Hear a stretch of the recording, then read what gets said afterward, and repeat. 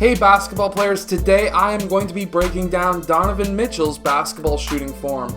Donovan Mitchell was on fire this year in the playoffs, and let's get down and let's check out how Donovan Mitchell shoots a basketball. Okay, so what we are going to look at first is his foot placement.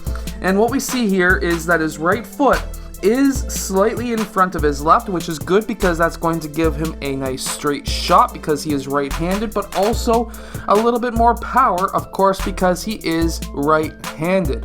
If you're left-handed, you would want your left foot in front. Next, we're going to be moving up to his shoulders, knees, and toes. Now, this is just a shoot around, and he does not have it in line. He actually has his shoulders in line with his heels. So right now we can see that yes, he is shooting a basketball, but it's not in game form.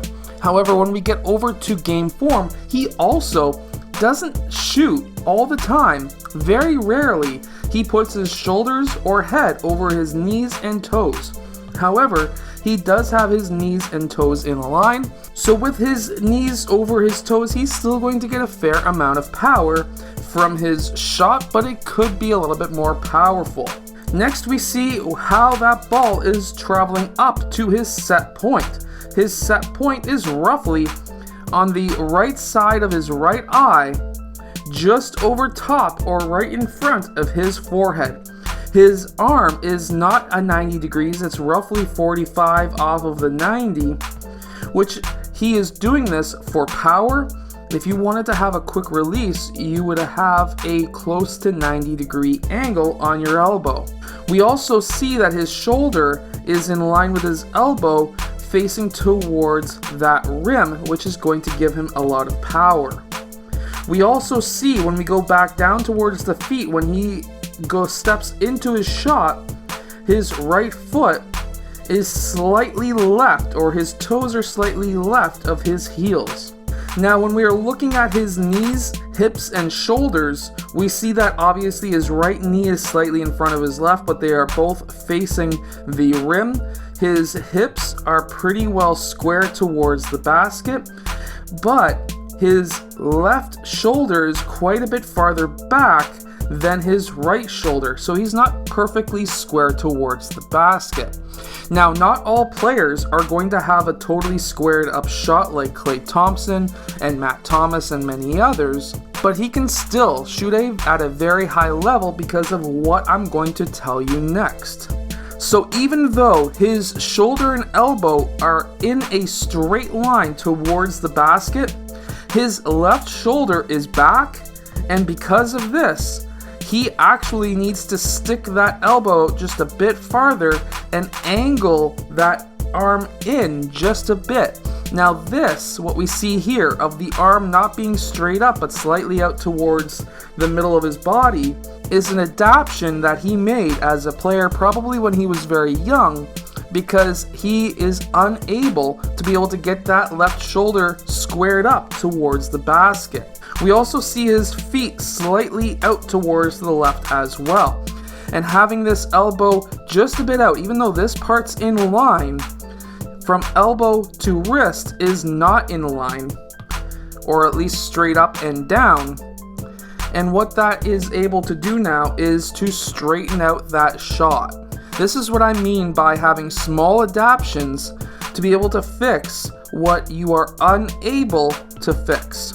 Now we get to see his hands, and his fingers are pretty well split apart. However, when we zoom in a little bit more, what we do notice is that we have a bigger gap between his ring and middle finger, a smaller gap but still spread out on his pinky, and I can only assume the rest is the same on the other side for the pointer finger. So this actually leads all down to this point where now he releases that ball, and we have to try and see what finger he releases the ball with. Now from this angle right here, we are able to see that he may have a slight thumb flip, because right about there his thumb is slightly wrinkled on the back, and we can see that he releases with those two fingers right there. His thumb is also pointing towards the basket, which even more shows to me that he has a slight thumb flick, which for some players, if that screws up or messes up the rotation of that ball, then that is something that you would want to stop doing or try to correct. But as we can see with Donovan Mitchell, he is a very high percentage three-point shooter. He is a 35.5% career three-point shooter.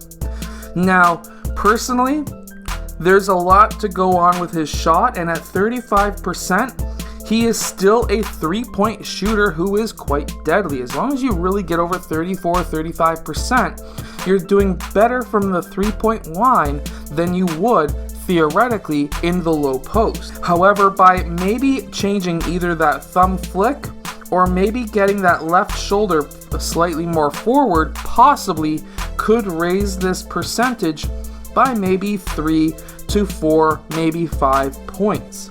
Which now, in relation to how many threes he takes in a game, if he was to take 10 threes in a single game, raising his percentage by 5% even, could change his 3 out of 10 average into 4 out of 10. In theory, this could get him an extra 3 points per game and his team an extra 3 points per game. Something else I like to look at too is his follow through. And with his follow through, he tends to not even totally lock his arm. Now, I'm not a type of player who can lock his arm either. If you ever watch me shooting a ball in any of my videos, I don't totally lock my elbow. And from there, he goes straight down like a snake and then straight back down. And of course, he misses that shot. But that may be the small correction that could actually raise his percentage by 5 points right there. Without even changing any of his form, by just locking the elbow and keeping it up there for 2 Mississippis. He could be 1 Mississippi, 2 Mississippi, have it still up there, and that alone could raise his percentage drastically. I hope that this video has helped you become a better three-point shooter and a better shooter in general. If it has, hit that like button and subscribe, and I'll see you guys again next time.